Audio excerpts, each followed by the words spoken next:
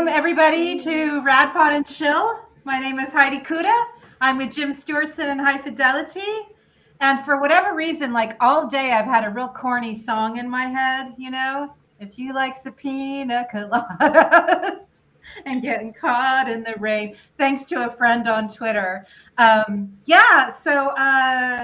news day again, guys. Slow news day during the Did something happen? I haven't noticed. Apocalypse. Hey, Jim, when'd you start? I don't know. I had like a salad for lunch. What'd you guys have? Oh, you know what? Oh, hi. Thanks for checking in. I'm still a piece of garbage. Well, let's just get that out of the way now. Okay. Now. One. So it was a little random, but super. I just happen to be a little random. Oh my God, this entire show is going to be a little random. Thanks for asking about what I had to eat today, Jim, because I went and got my favorite farmer's market eggs and my favorite farmer's market yogurt from a woman who's not MAGA, because I had to get a new yogurt dealer, as you guys know. And even though I'm slouching toward veganism always, I have not been able to entirely quit dairy. So that's my update. How about you, Hi-Fi? What'd you eat? Hot Pockets?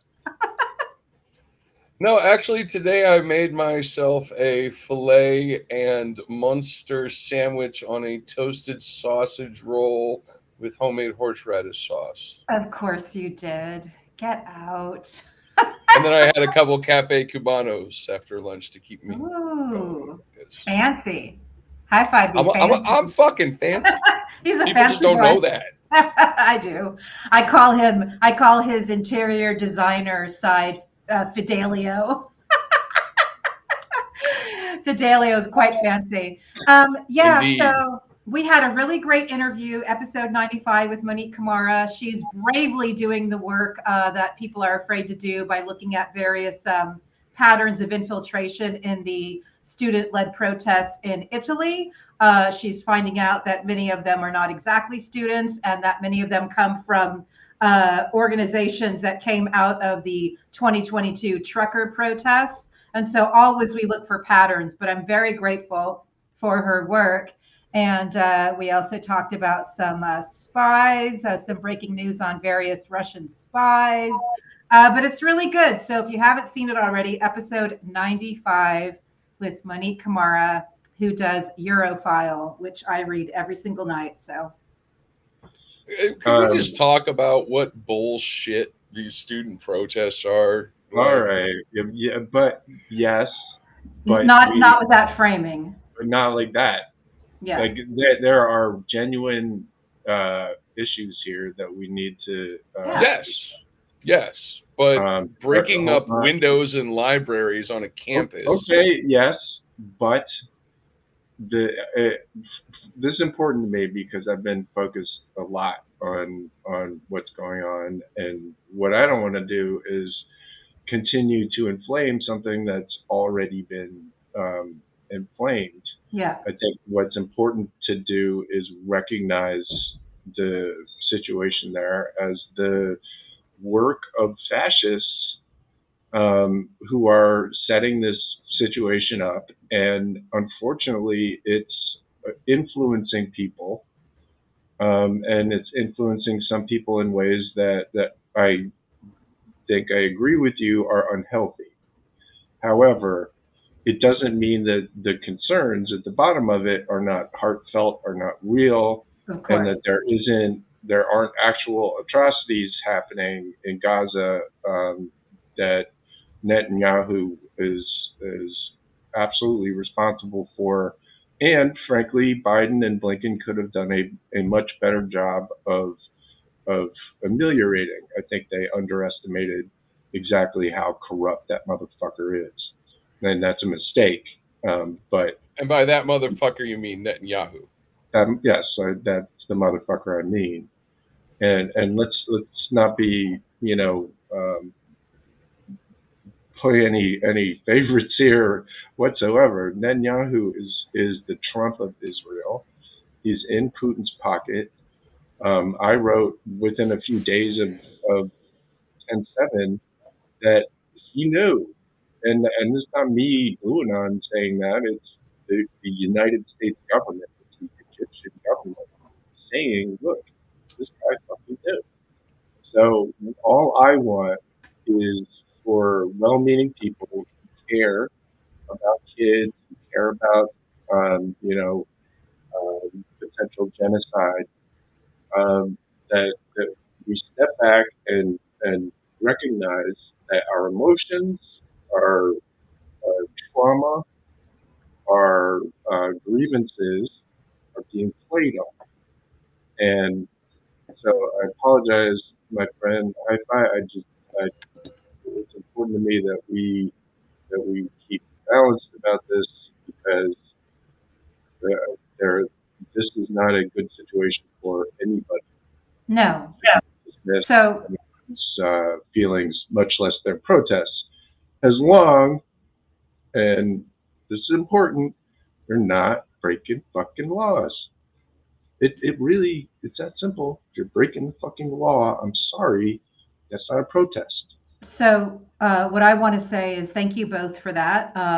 Somebody had tweeted out to me that the 60s protests were instrumental in stopping the Vietnam War, and that's of course true. And I wrote back, yes, and in a second Biden administration, I look forward to the freedom of still being able to protest all atrocities. For example, Russia trafficking Ukraine children, regaining women's health care rights, stopping genocidal dictators, organically uninfiltrated U.S. protests by U.S. citizens without influence campaigns pushing us toward fascist outcomes.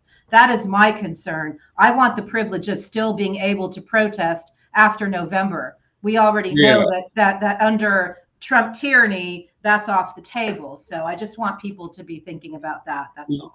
They're trying to recreate the Summer of Love in the '60s. Flynn says it out loud. They are attempting intentionally to recreate the riots in the '60s, to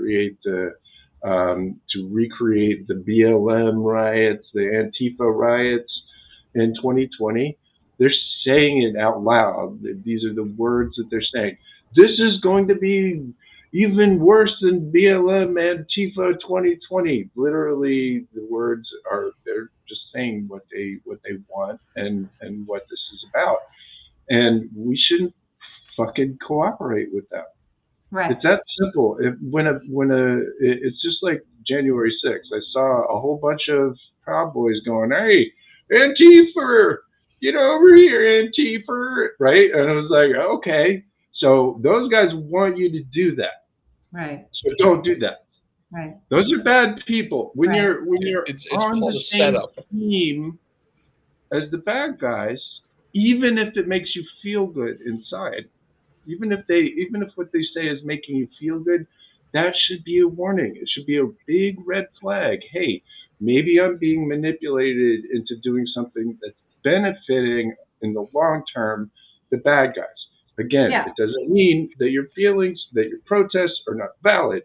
What it means is that there are people who are exploiting those feelings, exploiting the legitimate protests that you may be doing in order to affect the election and usher us into God knows what sort of just like 2 years ago, just like 2 years before that. And I'm glad you brought up the 60s, because a lot of the work that Monique Camara, who does the Eurofile Substack, a lot of what she's reporting on from Italy, she's going back to 1968 and seeing the exact same patterns that were happening there.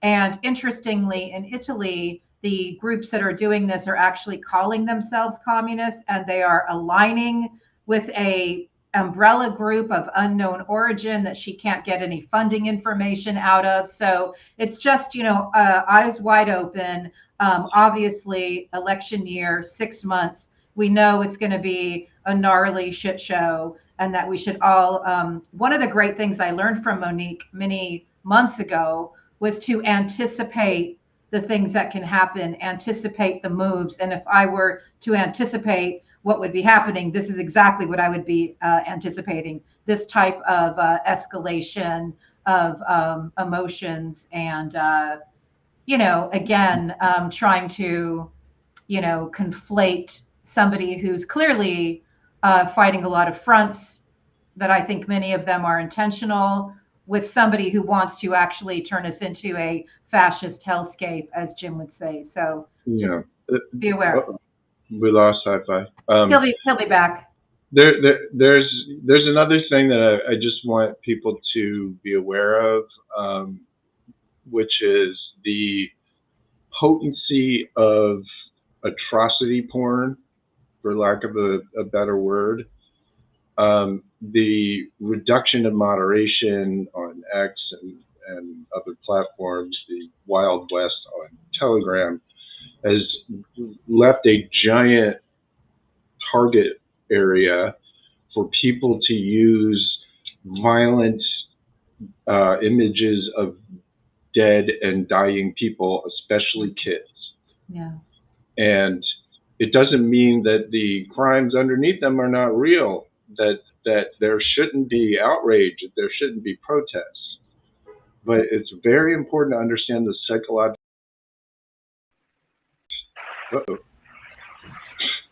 Yeah, you were on the word psychological. Very important. Sorry. Very important to the psychological effect that traumatic video has on people. Yeah. I've talked about this before, but I'm seeing it now, and I'm seeing it on the left. And I just, when people are exposed to that kind of terror porn, trauma porn, it traumatizes people. Yeah. And what trauma does to people, and in this context, especially women, if they're seeing, kids hurt, it's dissociative. It causes people to want to leave their body. It makes you want to depersonalize from this horrible shit that you're seeing, and it leaves people open to suggestion. It leaves people open to a false solution. You're in a situation where you're in a lot of emotional pain, right? To the extent that you need to depersonalize from it, and bad actors use that moment to influence people and to radicalize them. And ISIS does it, Pizzagate, QAnon. It's all the same sort of process. And unfortunately, I think what we've seen is a lot of not only Hamas, but Hamas affiliates and others who have taken advantage of Elon Musk, Free for All, and others, and have been pummeling people with really, really terrifying and horrible imagery. Yeah. And yes, it's images of real things, and we should be concerned about it. But the psychological impact that has can create, and it's an important word, undue influence. Again, it doesn't mean this shouldn't influence you, but it means if the way that you're being influenced is through content that goes right down into your limbic system, that creates fight or flight reflexes, that excites or terrifies the place that you love, kids, which is very deep in a lot of people, me included. It has a psychological impact, and people just need to be aware of it. So one of the great things that I learned from you recently is that people who are unknowingly or unwillingly brought under undue influence don't need reprogramming. What they need is to be away from whatever is poisoning their minds. And I think that's really important, because sometimes this stuff we talk about seems so daunting and seems so hopeless. But if you can actually, like you said the other day, Jim, if you can actually take the Jen Sanko approach from The Brainwashing of My Dad, which is a documentary film, a very brilliant one, about a father who became radicalized by Rush Limbaugh and Fox, and how at the end of his life they managed to take away that which was poisoning him. So his radio broke, they didn't replace it. Mom got a new TV, didn't program in Fox, and she disconnected him from all the radicalizing emails that he was receiving. And her father returned, her good, kind, generous, loving, not racist father returned. And so I don't want people to lose hope when they see people becoming a different person. As Jim explained, the real person's still there. They are just being coerced to live in an unreality that is not really anything that they consented to. So I think that's really, really important, and it applies here as well.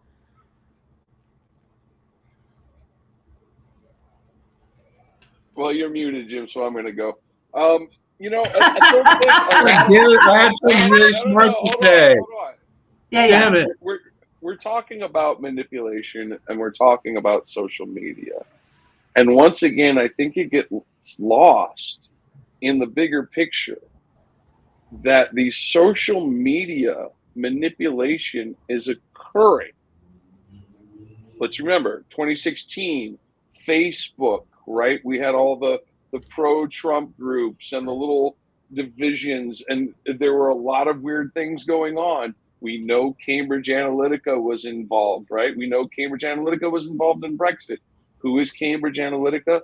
That is Robert Mercer, Rebecca Mercer, the billionaires behind that, right? We know that Cambridge Analytica worked with Palantir, which, you know, as we all know. Oh, hi. Thanks for checking in. I'm still a piece of garbage.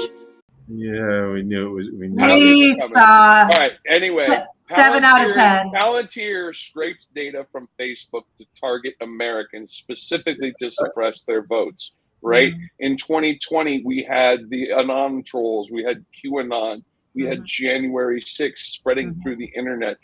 That whole social media phenomenon was specifically targeted at people utilizing data.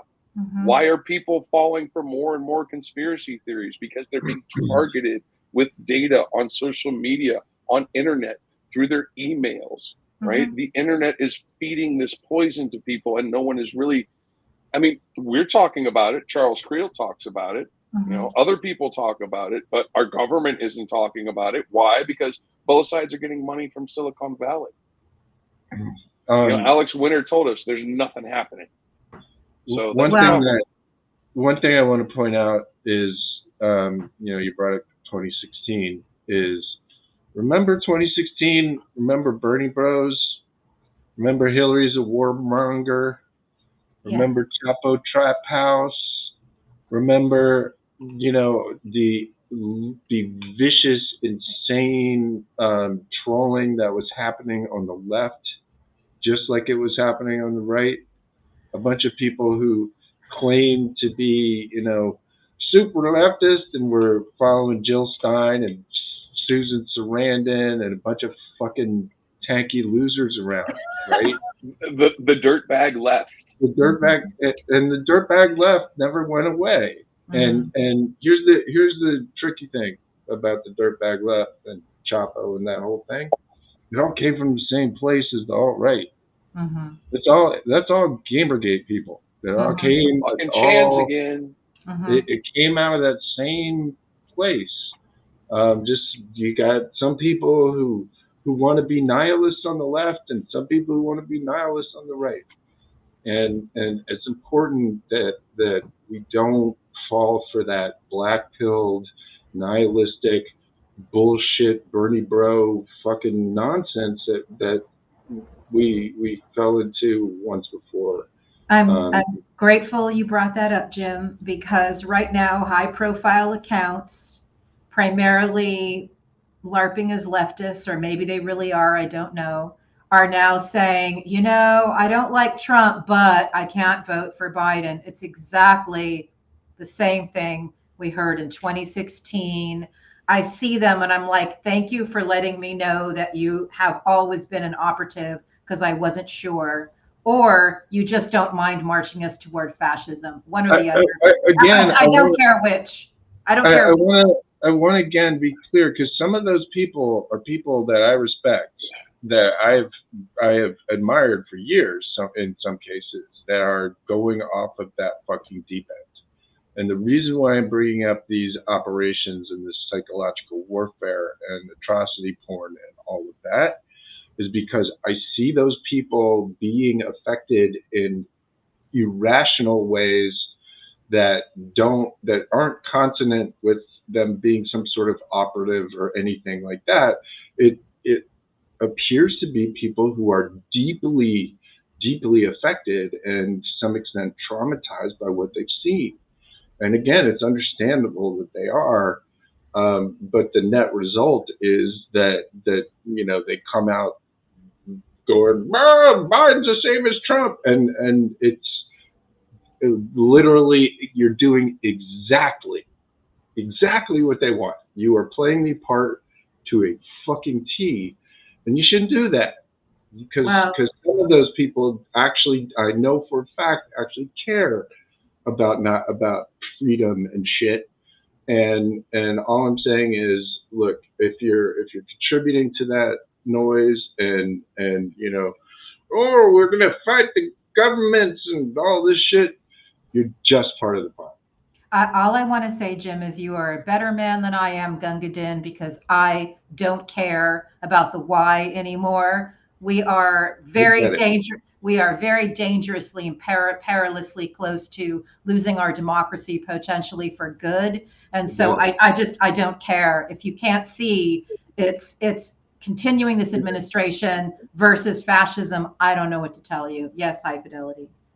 I would just like to say, from a historic data point that I noticed a while back, pretty much if I find you running a fundraiser on Give, Send, Go. It's a Give, Send, Go moment. It's a Give, Send, Go moment. We need like a Give, Send, Go. We need a Give, Send. Hey, this is the perfect place. A button for all your safe words, bro. This is the perfect place to either. Well, should we show a clip from Monique, or should we talk about today's breaker? The reason the internet broke is I was trying to share a video, and I can't share any videos all of a sudden. It's doing that thing again. Oh, well, let's go see what your kid is doing. If your kid is jamming. No, the kids are all off the internet. Okay. Sure they are. Okay. Are they your kids and they're off the internet and you believe that? So anybody new to RadPod, my video pretty much always sucks, and generally my audio, and sometimes we have technical difficulties, and that's just how it is because we are not funded by billionaires. This is three parental units. These are three parental units doing the best we can. Actually, hold on. Radicalized Truth Survives is subsidized by viewers like you and with grants from me. So, true. Hit the like button, hit the subscribe button, send us to your friends and family, download us randomly just because, we're paying bills, people. We have awesome guests. And so anyway, I didn't sleep last night. And so somewhere like around 10:30, which is very late for me, I actually fell asleep like around, I don't know, 6 or 7:30 or something. And then I woke up like at 10:30, and I woke up to just like all kinds of like buzzing and 8 subpoenas. And it was so exciting. And Jim, can you tell us a little bit more about that? Yes, I would be glad to tell you more about that. People who follow me may know that I have a focus on Mike Flynn. And so I got up and did my thing and was watching him on Steve Bannon having a fucking shit fit and was like, boy, Flinny seems awful out of sorts today. What's going on with Flinny? And then he said, I'm going to break something on your news, on your show here today, Steve Bannon, unincarcerated felon. I got 8 subpoenas last night from, and he just left it there. I was like, oh shit, got 8 subpoenas. And then my friends and I chased him around a little bit, and then he popped up on Jack Posovic's show. Because why the fuck not? And on Jack Posovic's show, he specified that it was about election integrity, Arizona electoral stuff. I was like, oh, okay. Well, let's review for a second what that means. So there is a investigation going on into electoral college fraud in Arizona, because that was an entire fucking shit show, and it was Grand Central Station for fraudits and propaganda. Now, how did we get to all those fraudits and propaganda and all the video of warehouses full of ballots and all this fucking bullshit? Well, Christina Bobsky helped raise $1.5 million and pumped it through Mike Flynn's nonprofit America's Future to pay for cyber ninjas and pay for fraudits. Now, also, somebody else who paid money for that was a dude named Patrick Byrne, you may have heard of, who was in the White House with Mike Flynn with the wild protest tweet. Patty claims to have paid up to $3 million for fraudits and assorted adventures in election interference. Nevertheless, election integrity, Jim. Election integrity. Sorry. Anyway, Mike Flynn is in a way. He's having a day, and I'm helping him have his day.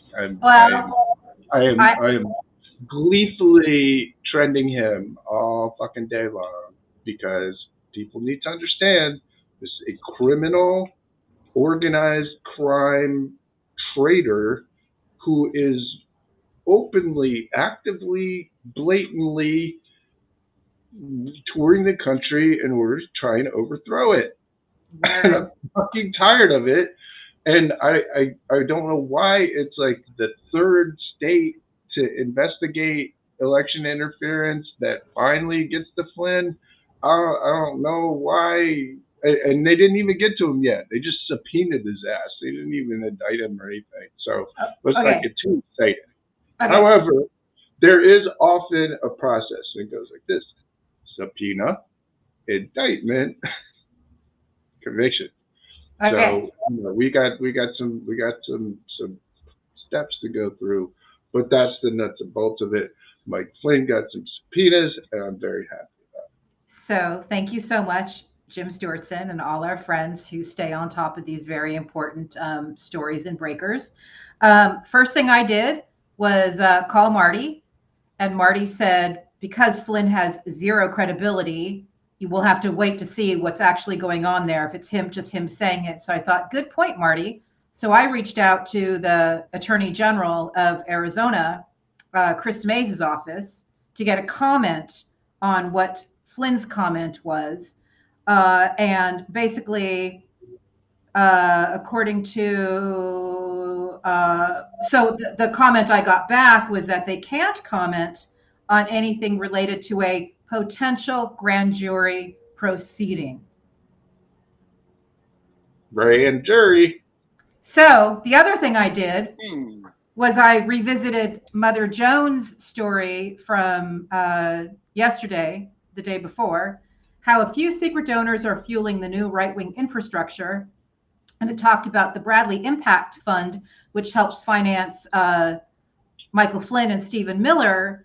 And it did note that Flynn's America Futures took $500,000 from that PAC around the time that you were mentioning the fraudits were occurring. So I wondered if the subpoenas maybe had something to do with the aforementioned. I could be. Look, the subpoenas could be related to indictments, because there were already a bunch of indictments in Arizona, people recall. It just didn't involve, Trump was an unindicted co-conspirator. I didn't see Flynn as an unindicted co-conspirator, but maybe they were just waiting. I'm not quite sure the deal, but the more lawyers he has to deal with, the better. Also, I want to report. Hold on, Heidi. Was there any mention at all of the guy who ran Cyber Ninjas, Doug Logan? No, but Doug Logan, if people recall, I got a tip that Doug Logan suddenly, magically, before the fraud started going down, after, all of a sudden, he got his fucking mortgage paid off. Out of the blue. Out of the blue. This guy, made no money and had like 10 people in his house. Suddenly, his $400,000 mortgage just went away. Good for Doug. There's a whole lot of shenanigans and money being passed around in order to generate propaganda. Now, the important part about this time is that they're not going to be scrambling around like that. It's not going to be Joe Van Pulitzer going like, oh my God, there's Chinese bamboo in it.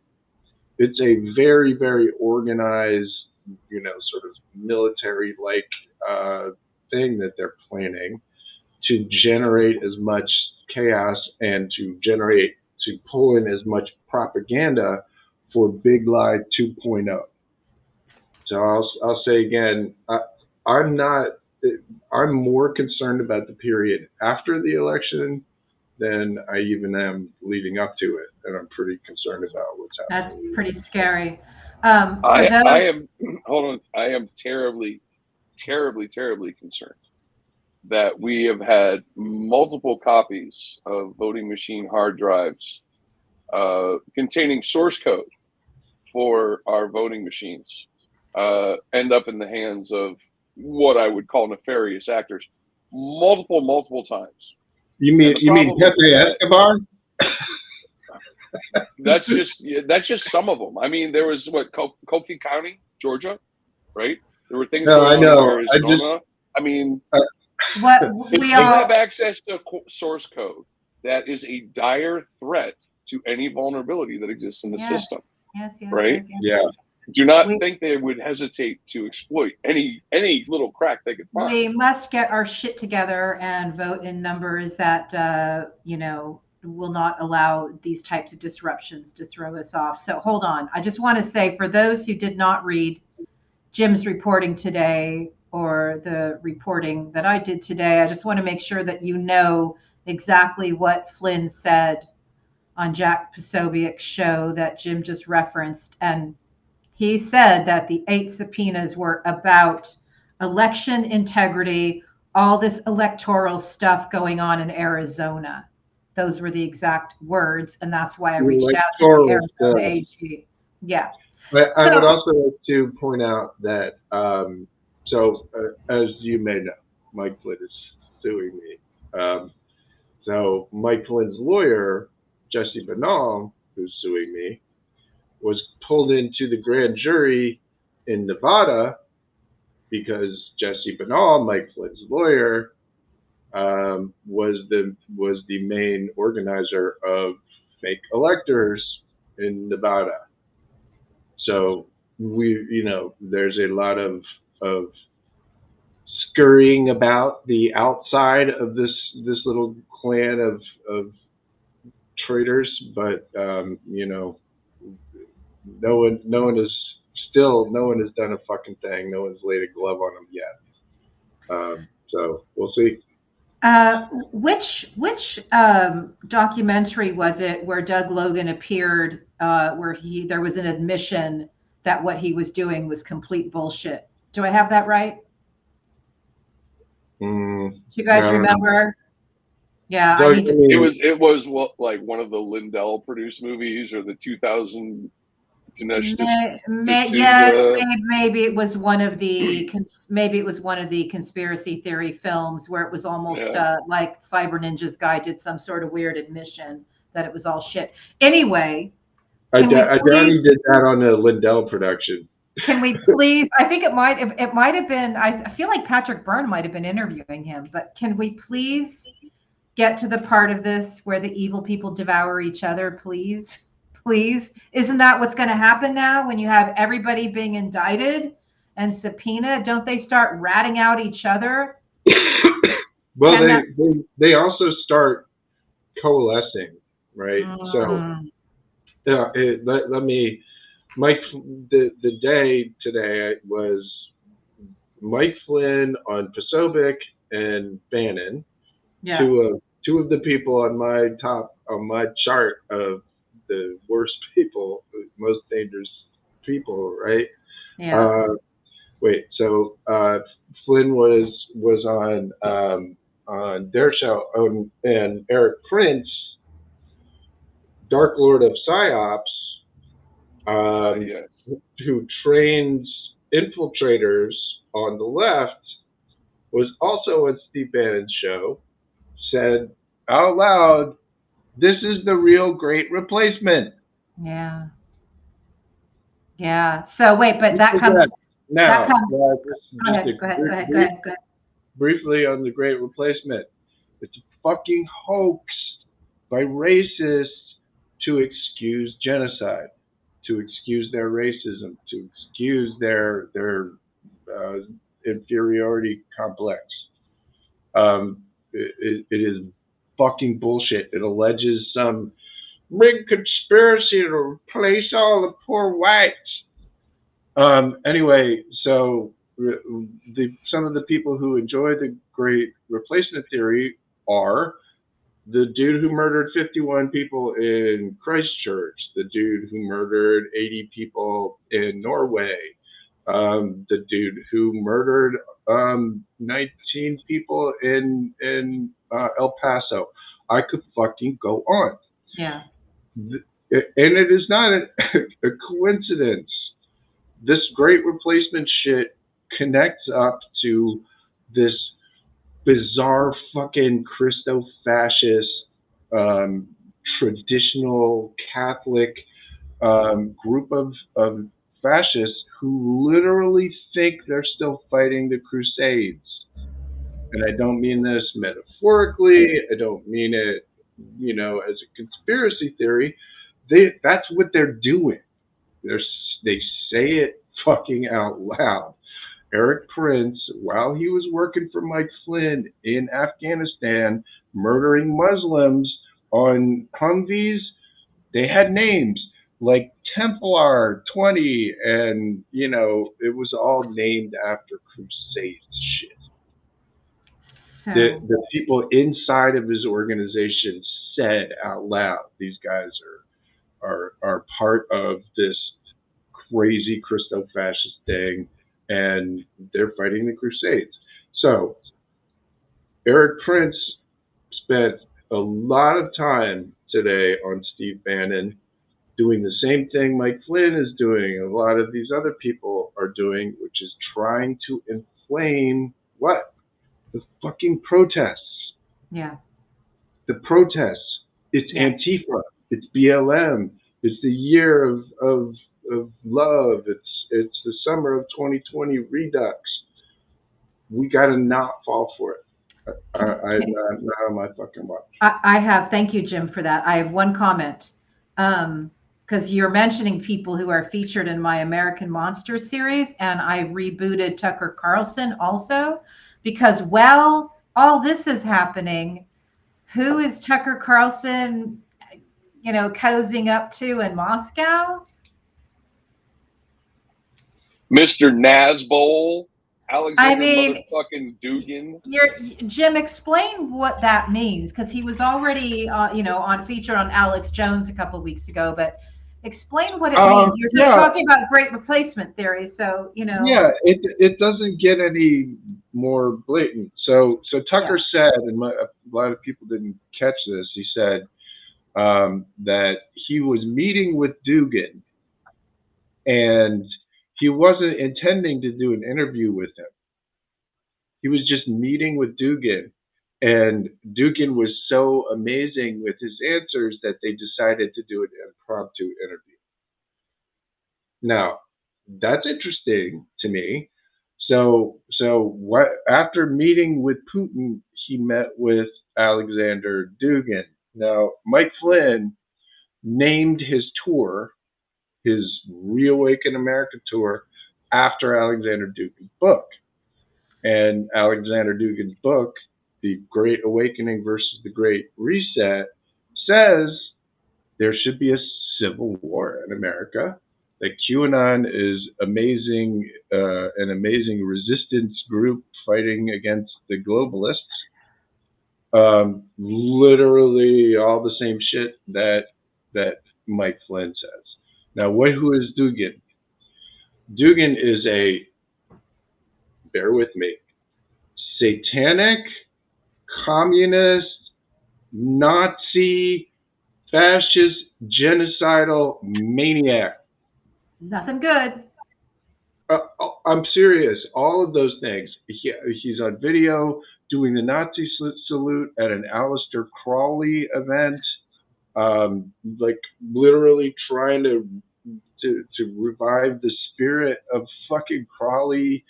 Like, dude is just absolutely full of fucking shit. But, and this is important, in the 90s, he wrote a book called The Foundations of Geopolitics, which became a required reading in Russian military intelligence. Now, the Foundations of Geopolitics starts with Russia must take Ukraine. That is the whole fucking thing. There are two big things: take Ukraine and destroy the United States. Those are the two big messages. And it became what required reading by the Russians. Just before that, he started the National Bolshevik Party, the NBP in Russia, which was literally Nazi Bolshevik, Nazi communist, Nazbol. It's the ultimate third position. It's the horseshoe. It's the whole fucking thing, all in the same idea. And that's what Dugin is, and what he sells is beyond fascism. It is pure nihilism based on bigotry, and unfortunately, he is an incredibly good propagandist. So at any rate, Tucker had this fucking nightmare, who, by the way, also Richard Spencer married Alexander Dugin's translator. So you can see there's a deep and ongoing connection between this Russo-fascist, neo-Nazi, Dugin-esque thing, and what's going on in America.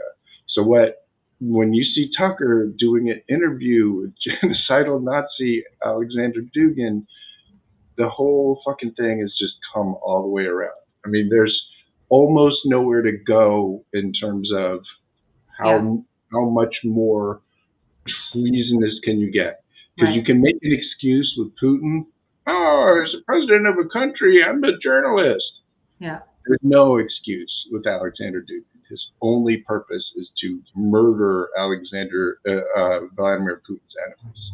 So scary stuff. But two things from me. One is that I reported yesterday in Byline Supplement about the return of the bad billionaires. The billionaires that allegedly rejected Trump after J6 are all back, quietly writing checks because they support this stuff, this guy. They want their no regulations. They want their tax breaks. It's all very, very cynical. And I believe anybody who's auditioning for vice president, such as Flynn, are really, it's an admission of criminality. Like, that's all it can possibly be. That said, I would like to point out that as we see Flynn saying these subpoenas are coming down, we also see the narrative out of Russia, U.S. losing ground to Russia in geopolitical battle over Africa. That'll be the next thing. The expected withdrawal of U.S. forces from Niger will endanger U.S. counterterrorism operations and hand Russia more influence to Africa. When I see something like that, I immediately think, again, Biden has to fight all these fronts because they are trying to ensure that their corrupt fascist bastard becomes their president again. Yes, High Fidelity. I just need to say something about the return of the bad billionaires because Mr. Barton Gelman, if you are out there listening, sir, I would like my money back for this bullshit. Well, we knew that wasn't true, though. I mean, this is what they always do. They said the same.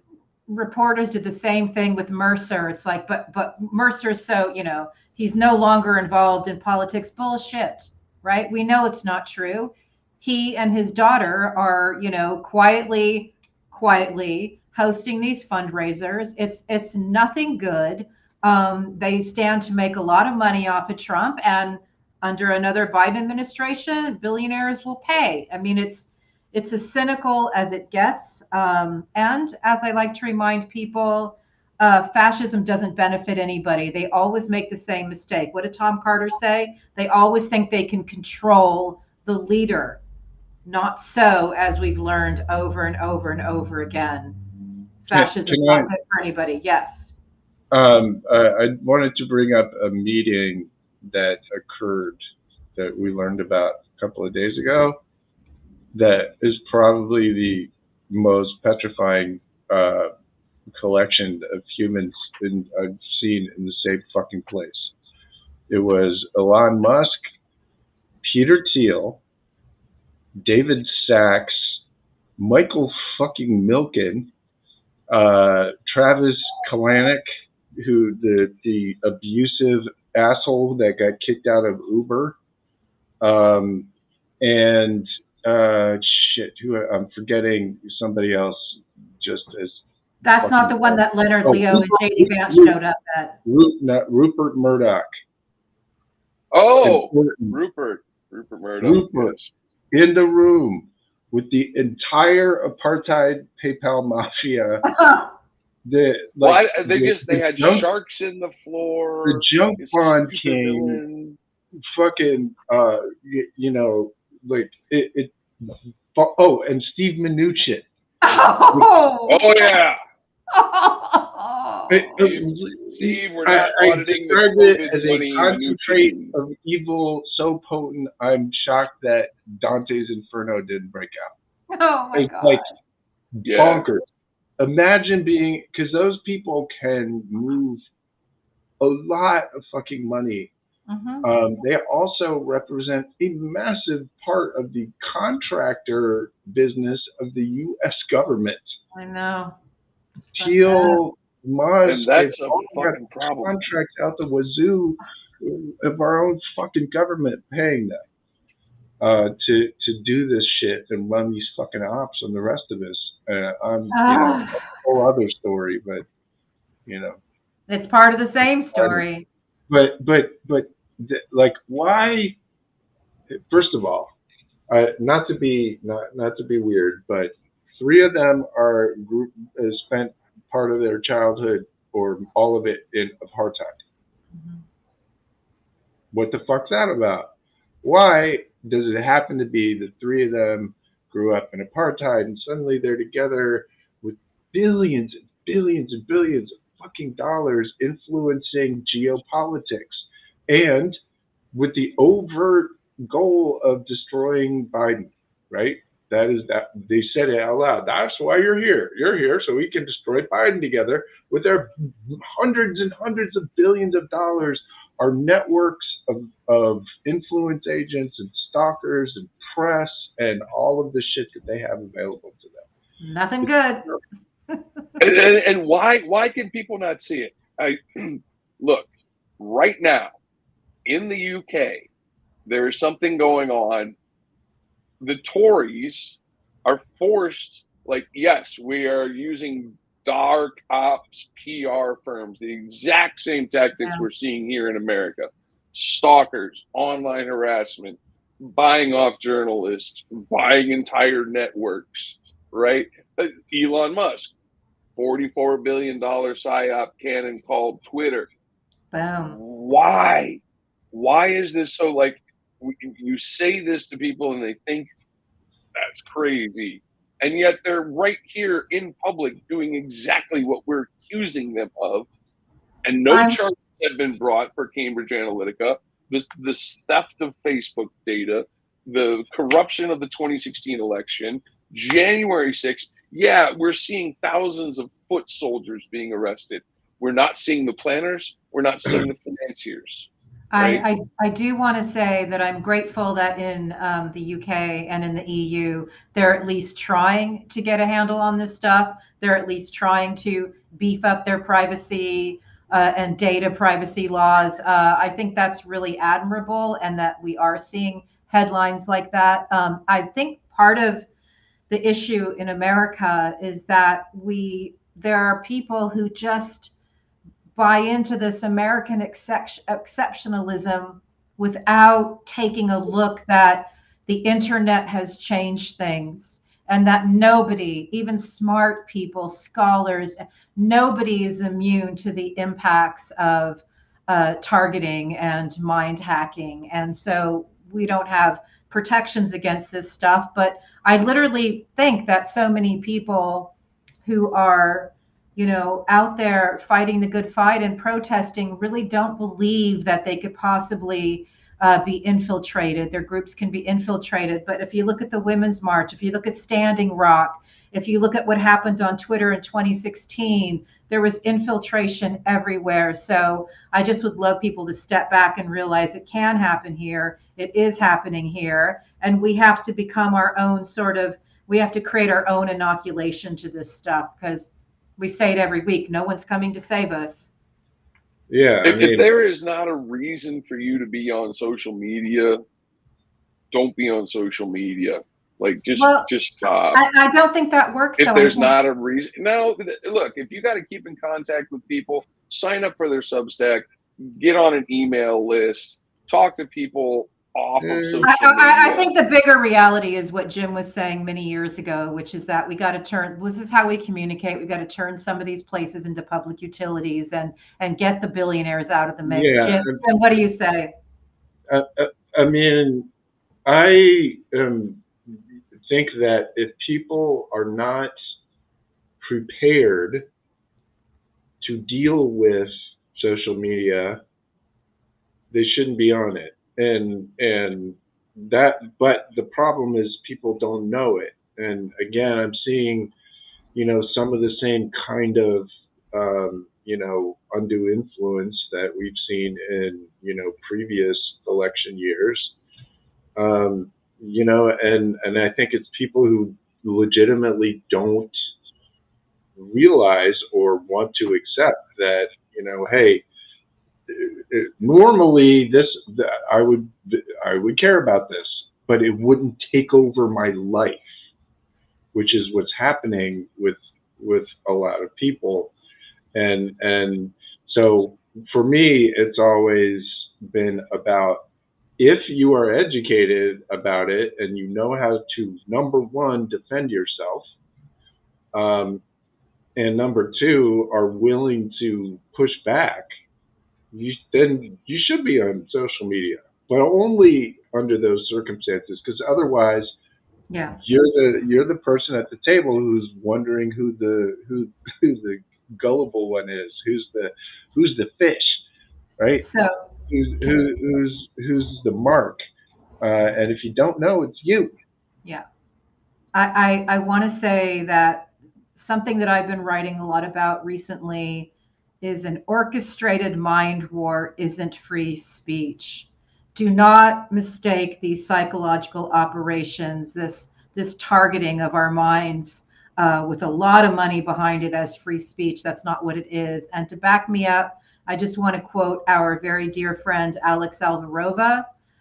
She grew up in Soviet era Czechoslovakia. And she has done a lot of work on this. This is her area of expertise. And she wrote, "The information space is toxic, and we should behave the same way as if the water we drink and the air we breathe would be poisoned too." So she wants us to take a different lens to it. She said, "We as a human hive need a quality information mix in order to survive this planet. Imagine what happens to bees when their information exchange gets broken. They lose their orientation, the ability to warn each other, the skill to react accordingly, to heal or find food. The same is happening to us. Without a healthy, natural information exchange algorithm, we are doomed, she said. In order to undoom us, we need to fight for that healthy information exchange. And it's got to be taken out of the hands of billionaires who represent terrible national security risks. I would say global security risks. First of all, damn. Alex is badass, man. Love her so much. Right. Oh, holy shit. Yeah, look, that's a really good example. I mean, here's the thing. We have before, like, you had to go visit people to talk to them, and then there's this fucking weird phone thing, but yeah, there were wires and people had to ring each other, and it was a fucking pain in the ass, and you know, now, so what has happened is this exponential sort of connectivity around us, and now it's just it doesn't fucking stop, right? Yeah. So we cannot, at least most people who aren't who haven't trained themselves, can't absorb all of that shit, and they become susceptible to things like atrocity porn and subliminal imagery and other indoctrination techniques. And so one of the things that is important to me that I try and do a lot is educate people on how these psychological operations work, because nobody else, like, there's nobody doing it. There's nobody saying, hey, the way people get trapped into these things, who become irrational about things all of a sudden, has to do with their exposure to this harmful content. And I'll land here. And I've said this before, forgive me. When oligarchs tell you that they're fighting for your right to free speech, they're really fighting for their right to brainwash you.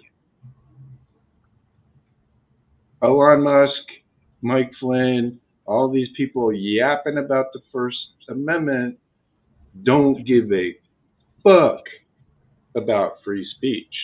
What they care about is their right to use weaponized psychological warfare against civilians.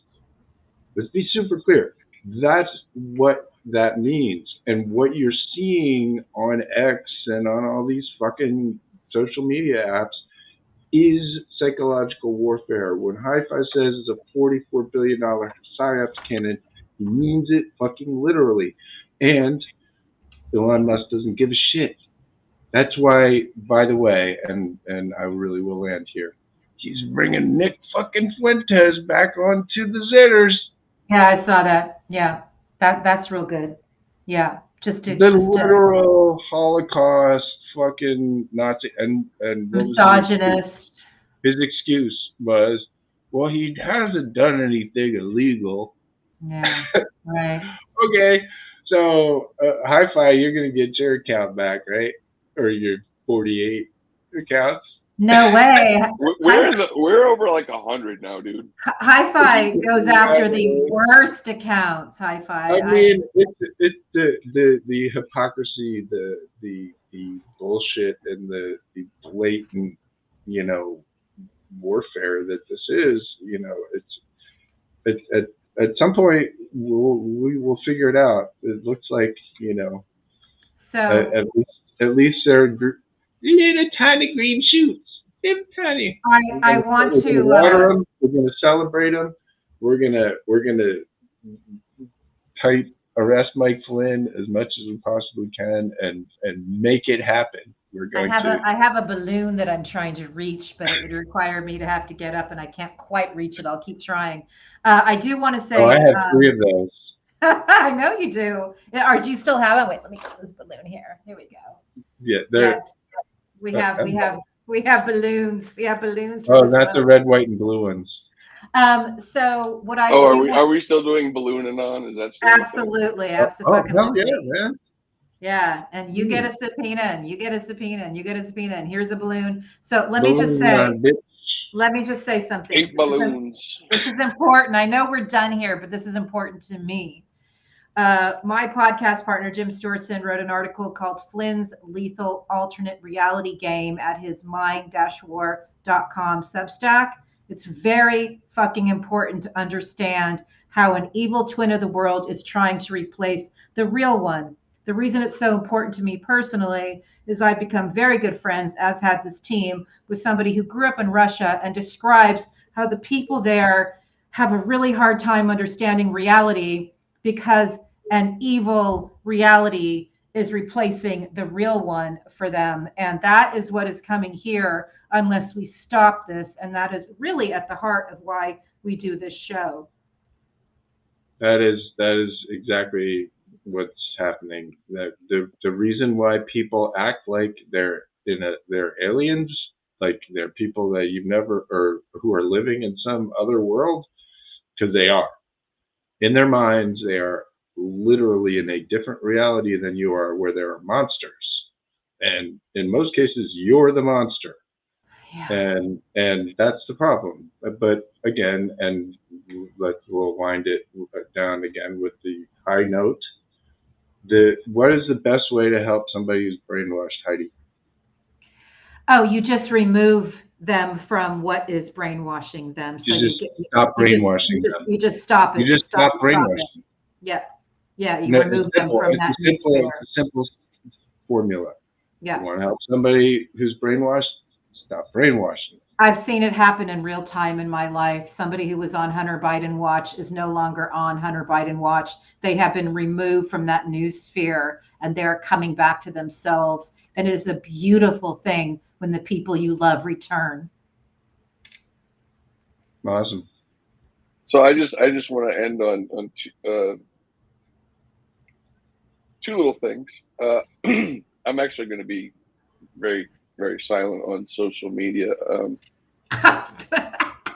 No, this is serious, and the reason is, and it has to do with the Go analogy, because you know I love that board game Go. Yes, you do.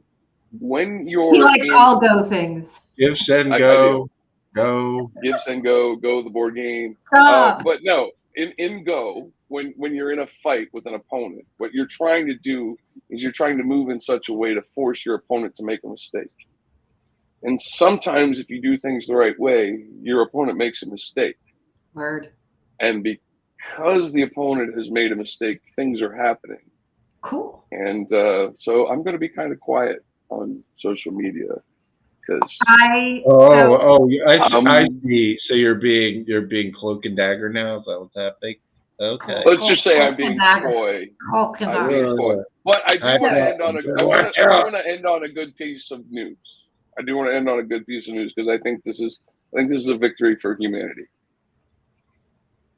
United Methodists repeal long-standing ban on LGBTQ. Oh, well, that is beautiful. Thank you for that. I know you want the vast majority of people are still not assholes.